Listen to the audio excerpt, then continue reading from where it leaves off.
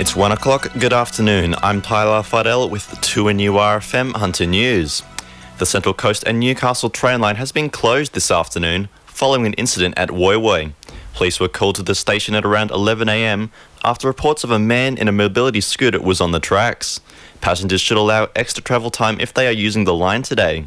Nikki Sinclair of Transport Management Centre says they have buses in place to help passengers. A limited number of buses are running between Gosford and Hornsby instead. So if you do need to travel down that way, do give yourself plenty of extra travel time, listen to announcements and check indicator boards as well, because some of those stopping patterns may change.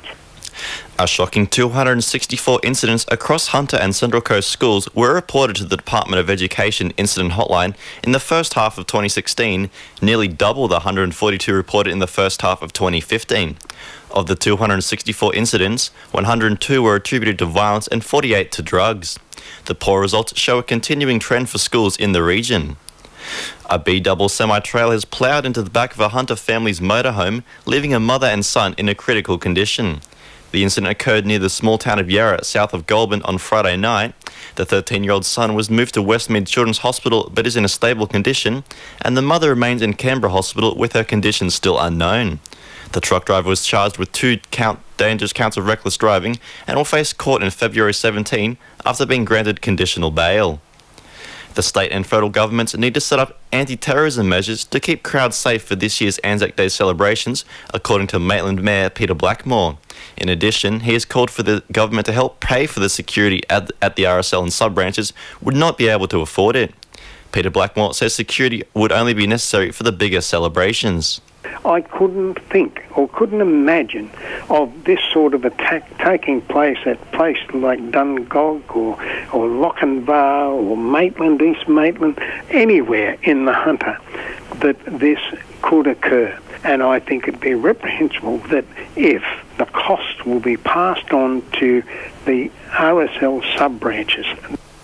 A shipping container has caught fire on Maitland Road near Greenwood Avenue, Singleton. The cause of the fire is unknown, while 4 fire trucks are on the scene fighting the blaze. No one has been injured and no properties have been harmed, but getting the fire under control may take a few hours, as the unknown content of the container will have to be examined. The state government has stumped up half of the $7 million required to continue improvements to Singleton's town centre. The improvements to John Street are set to take 15 months, including an approximate 4-month construction period. Acting General Manager Anthony Egan says disruption to residents and visitors will be minimal. Hopefully there'd be minimal interruptions. We will have detailed traffic plans in place as we develop this work and have alternate access into and around the works. And briefly, residents in Maitland, Cessnock and Singleton can expect a green waste bin anytime over the next 6 weeks as the program finally gets underway in the areas.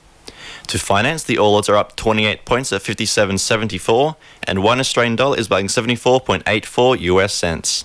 Sport for our sponsor PRD Nationwide East Maitland. Newcastle Jets captain Nigel Boogaard believes his side threw away a victory in their 2-2 draw with Perth Glory last night. The Glory jumped on a Newcastle lapse in concentration to level up the game early in the second half, and Boogaard says the Jets need to start matches better if they want to take maximum points.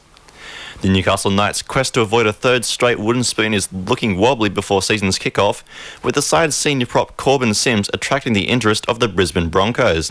Sims is reportedly being tempted by an offer to rejoin former coach Wayne Bennett in the Sunshine State, but Knights fans are sure to be questioning what's in it for them.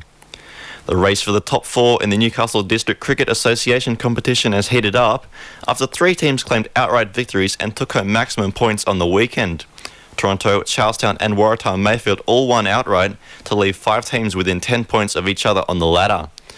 And the Hunter Hurricanes men have returned home with just 1 win from 4 matches after a road trip north to start the 2017 National Water Polo League. 2NURFM Newsroom is coming up to 1:05.